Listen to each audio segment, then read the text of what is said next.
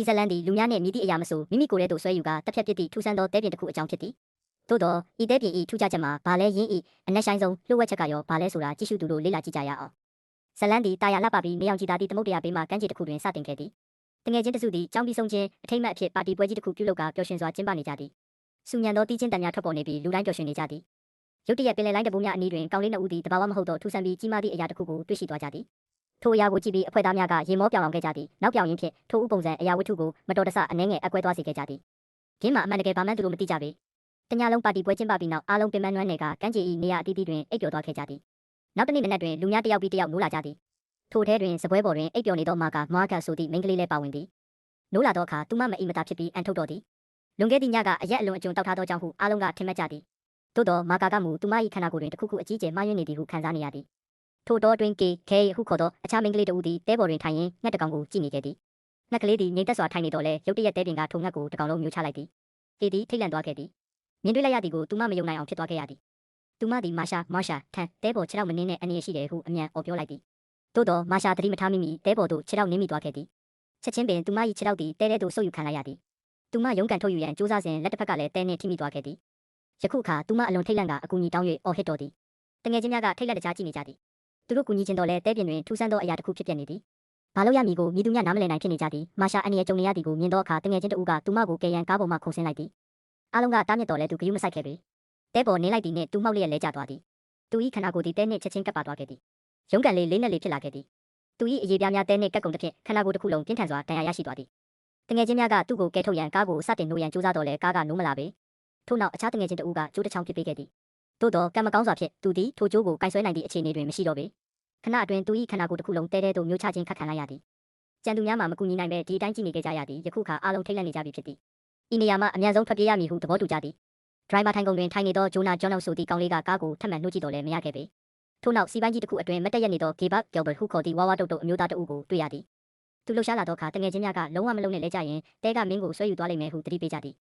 ည်ဂေဘတ်ကရေမောကငါ့ကိုနောက်နေကြတာလားဟုမေးသည်တငယ်ချင်းများသူ့ကိုစားနောက်နေသည်ဟုသာထင်မှတ်ခဲ့သည်အဘဲကြောင့်ဆိုသောထိတ်လန့်ဖွယ်ဖြစ်ရများကိုသူကိုယ်တိုင်မမြင်ခဲ့ရဘဲထိုအချိန်ကအိပ်ပျော်နေခဲ့သောကြောင့်ဖြစ်သည်စီပိုင်းထဲတွင်ကြာရှည်စွာမတက်ရက်နေရသဖြင့်နာကျင်နေသောကြောင့်သူဆက်လက်လှုပ်ရှားနေခြင်းဖြစ်သည်ကောင်လေးတဦးကသူ့အားနောက်2 နာရီအတွင်းလူတစ်ယောက်ငါတို့ကိုလာကူညီလိမ့်မယ်ငါတို့ကူညီတောင်းထားပြီးငြိမ်နေရင်သူတို့ကယ်ထုတ်ပေးလိမ့်မယ်ဟုပြောလိုက်သည်ဒါကိုကြားတော့ဂေဘတ်ကငြိမ်နေရန်သဘောတူခဲ့သည်သို့တော့ထိုကောင်လေးမှာလိန်ညာနေခြင်းဖြစ်ပြီးမိသည့်အကူအညီများလာမည်မဟုတ်ပေအားလုံးပိတ်မိနေကြခြင်းဖြစ်သည်ထို့နောက်မာရှာတငယ်ချင်းတဦးကငါတို့မင်းညကဒီကမ်းခြေမှာပဲပါတီလုပ်ခဲ့တာဘာလို့တဲကငါတို့ကိုမတိုက်ခိုက်ခဲ့တာလဲတခြားလူတွေအများကြီးရှိတာသူတို့ရောဘယ်ရောက်ကုန်ပြီလဲဟုမေးလိုက်သည်ထိုအခါမှသူတို့အမှန်တရားကိုသဘောပေါက်သွားကြသည်ထိုလူများအားလုံးတဲရီမျိုးချခြင်းကိုခံလိုက်ရပြီးဖြစ်သည်ဤအဖွဲ့လွတ်မြောက်ခဲ့သည့်တခုတည်းသောအကြောင်းရင်းမှာတဲနှင့်ဝေးရအရာဝတ္ထုများပေါ်တွင်အိပ်ပျော်နေခဲ့ကြသောကြောင့်ဖြစ်သည်ခဏအကြာတွင်ဂေဘတ်ကနေကငါ့ကိုလောင်ကျွမ်းနေပြီဟုထပ်မံအော်ဟစ်လာသည်တငယ်ချင်းတဦးကနေလောင်ကခရယံဘူးကိုပြစ်ပေးလိုက်သည်ဂေဘတ်လိမ့်လိုက်သောအခါတက်တာသွားခဲ့သည်ထို့နောက်အားလုံး၏အာယုံသည်မနေ့ညကတွေ့ရှိခဲ့ပြီးမတော်တဆပျက်စီးသွားခဲ့သည့်ထူးဆန်းသောအရာစီသို့ရောက်ရှိသွားသည်မောင်မိုက်ချိန်တွင်တဲတဲကွဲကွဲမမြင်ခဲ့ရတော့လဲနေ့လင်းရောင်တွင်ကင်းမာဥတလုံးဖြစ်ကြောင်းနှင့်ရင်းကိုခွဲလိုက်ခြင်းသည်အမှားကြီးဖြစ်သွားကြောင်းသိလိုက်ရသည်ဥထဲရှိအရာသည်လွတ်မြောက်သွားခဲ့ပြီဖြစ်သည်ထိုတတဝါသည်တဲတဲသို့ဝင်ရောက်ကသူတို့ကိုအမေလိုက်နေခြင်းဖြစ်နိုင်သည်ဂျိုနာကဒီအတိုင်းထိုင်ဆောင်နေုံဖြင့်မလွတ်မြောက်နိုင်ကြောင်းသဘောပေါက်လိုက်သည်သူတို့ကိုယ်တိုင်တစ်ခုခုလုပ်ရမည်ဖြစ်သည်ထို့ကြောင့်သူသည်စကိတ်ပုတ်ကိုကင်ကအသေးပေါ်မှတဆင့်အနည်းရှိစပွဲစီသို့ဂယုတစိုက်စီးသွားခဲ့သည်နီးကပ်လာသောအခါစကိတ်ပုတ်ချောထွက်သွားပြီးဟန်ချက်ပြတ်မလို့ဖြစ်သွားခဲ့သည်ရုတ်တရက်တဲအောက်မှအရာတစ်ခုထွက်လာပြီးသူ၏ဘိုက်ကိုထိသွားခဲ့တော့လဲဂျိုနာသည်ထိတ်လန့်မသွားဘဲစပွဲပေါ်သို့အမြန်တက်လိုက်သည်စပွဲပေါ်တွင်အစားအစာနှင့်ပစ္စည်းအချို့ပါသည့်အိတ်တစ်လုံးရှိသည်အိတ်ထဲတွင်ငှက်ပြောသည့်တစ်လုံးတွေ့သဖြင့်စားလိုက်ရာရုတ်တရက်အန်ထွက်သွားခဲ့သည်ဝမ်ဘိုက်ကိုကြည့်လိုက်သောအခါဒဏ်ရာတစ်ခုကိုတွေ့ရသည်တဲထဲရှိတရဝါသည်စောစောကထိတွေ့စဉ်သူ့အားကူးဆက်စေခဲ့ခြင်းဖြစ်သည်အားလုံးထိတ်လန့်သွားကြတော့လဲဂျိုနာကမစိုးရိမ်ကြပါနဲ့ဘာမှမဖြစ်ပါဘူးအသက်ရှင်ဖို့ပဲအာယုံစိုက်ကြပါဟုပြောခဲ့သည်မကြမီဒဏ်ရာမှပြင်းထန်စွာနာကျင်လာပြီးအခြေအနေဆိုးရွားလာခဲ့သည်သွေးများစီးကြလာသဖြင့်သူ၏ချစ်သူကေကငိုယိုနေစဉ်ဂျိုနာသည်နာကျင်စွာလဲလျောင်းနေခဲ့ရသည်ထိုအတော်တွင်ကားထဲတွင်ထိုင်နေသောမိန်းကလေးတဦးကငါတို့ဖုန်းတွေကကားနောက်ဖုန်းထဲမှာရှိတယ်အကူအညီတောင်းဖို့ဖုန်းတွေယူရမယ်ဟုတတိယလိုက်သည်သို့တော့မြည်သူမျှစွန့်စားလိုစိတ်မရှိကြပေကားနောက်ဖုန်းကိုအတွင်းမှာဖွင့်ရမရပေနောက်ဆုံးတွင်မိန်းကလေးတဦးကစွန့်စားရန်သဘောတူလိုက်သည်သူမသည်တက်တီမွေး၍နောက်ဖုန်းစီသို့သွားတော်လဲပွင့်မလာခဲ့ပေ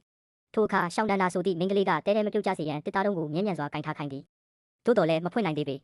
ကေကတန်ချောင်းတစ်ချောင်းပေးလိုက်သဖြင့်နောက်ဆုံးတွင်ပွင့်သွားခဲ့သည်ထိုအချိန်တွင်အဝေးမှရင်တစည်းချင်းကပ်လာသည်ကိုတွေ့လိုက်ရသည်ကင်းမှာကမ်းခြေကြီးကြပ်ရေးမှုဖြစ်သည်အားလုံးလှည့်ကြည့်စဉ်မိန်းကလေး၏လက်ချောင်းများကားနောက်ဖုံးတွင်ညှက်သွားပြီးဂျမ်းဖြစ်ကပြန်ပိတ်သွားခဲ့သည်သူမနာကျင်စွာအော်ဟစ်လိုက်ပြီးကြီးကြပ်ရေးမှုရောက်ရှိလာပြီးဤမျိုးဆက်သည်တောက်စားပြီးလျင်တုံးသောအလုံးများလုပ်တတ်သည်ဟုလောင်ပြောင်ပြောဆိုခဲ့သည်သို့တော်အဖွဲ့ကအန်ရကြီးမနေကြောင်းအမြန်ရှင်းပြကြသည်သူကားကိုနီးနီးကပ်ကပ်ရက်လိုက်ပြီးဆင်းရန်လှုပ်ဆင်အားလုံးကတဲပေါ်မနှင်းပါနဲ့ဟုအော်ဟစ်တားမြစ်ကြသည်သို့တော်သူတဲပေါ်နင်းလိုက်သောအခါဘာမှမဖြစ်ပေသူသည်ဂျိုနာထန်သွားပြီးဝမ်ပိုင်မှဒဏ်ရာကိုမြင်၍ထိတ်လန့်သွားသည်ထို့နောက်စီပိုင်းထဲမှဝါဝါတုတ်တုတ်အမျိုးသားကိုဆွဲထုတ်ရန်ကြိုးစားတော်လဲလေးလံလုံး၍မရခဲ့ပေမစိုးရင်ကြရန်နှင့်အဖွဲ့ကိုခေါ်၍ကူညီပေးမည်ဟုပြောသည် သူဒီအခြေအနေကိုနားမလည်နိုင်ဖြစ်နေသည်ဂျိုနာတငယ်ချင်းကကားနောက်ဖုံးတွင်မိန်းကလေးလက်ချောင်းများညက်နေကြောင်းပြောပြသဖြင့်ကြီးကြပ်ရေးမှုတွားကြည့်တော့လဲမကူညီခဲ့ပေဒါကိုမြင်တော့ကယ်လီကသူ့အားရိုင်းဆိုင်စွာအော်ဟစ်တော်သည်ကြီးကြပ်ရေးမှုကဘာကြောင့်လိုက်ရတာလဲဟုမေးရကယ်လီကအန်ရရှိနေတာမမြင်ဘူးလားတဲပေါ်နင်းလို့မရဘူးတဲကငါတို့တငယ်ချင်းနှစ်ယောက်ကိုမျိုးချပြီးပြီဟုပြန်ပြောခဲ့သည်ကြီးကြပ်ရေးမှုကမနောက်ရန်နှင့်သူ့တဲပေါ်တွင်အေးဆေးရနေနိုင်ကြောင်းပြောကာဆင်းလာခိုင်းသည်သို့တော့သူတို့ညှင်းဆန်ခဲ့ကြသည်စိတ်ပြတ်သွားသောကြီးကြပ်ရေးမှုသည်တနက်ကိုကိုင်လိုက်စဉ်သူ၏တော်များတဲပေါ်သို့ကျသွားခဲ့သည်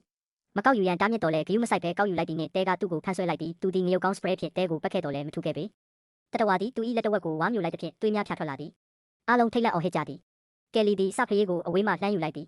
ခဏအတွင်းကြီးကြပ်ရေးမှုသည်တဲတဲသို့လုံးဝမျိုးချခြင်းခံလိုက်ရသည်ထို့နောက်မှကြီးကြပ်ရေးမှုအဘဲကြောင့်တဲပေါ်တွင်ဘာမှမဖြစ်ပဲရပ်နေနိုင်ခဲ့သည်ကိုသူတို့သဘောပေါက်သွားကြသည်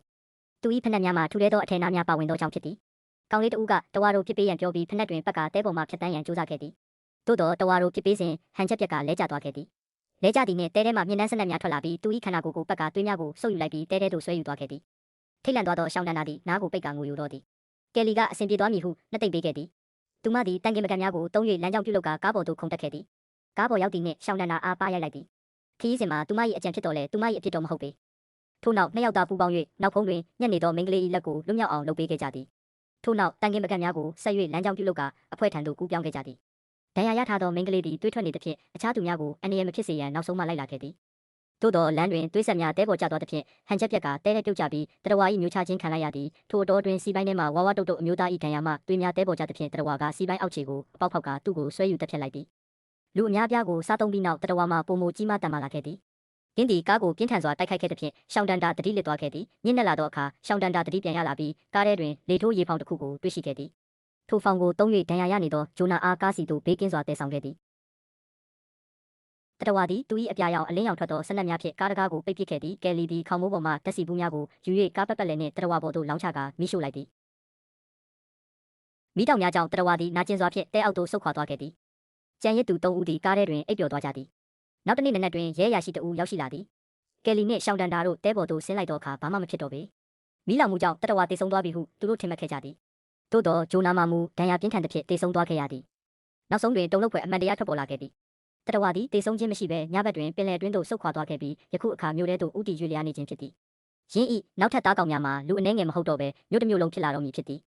ဤဒီမှာဇလန်းဤမိကုန်းဖြစ်ပေသည်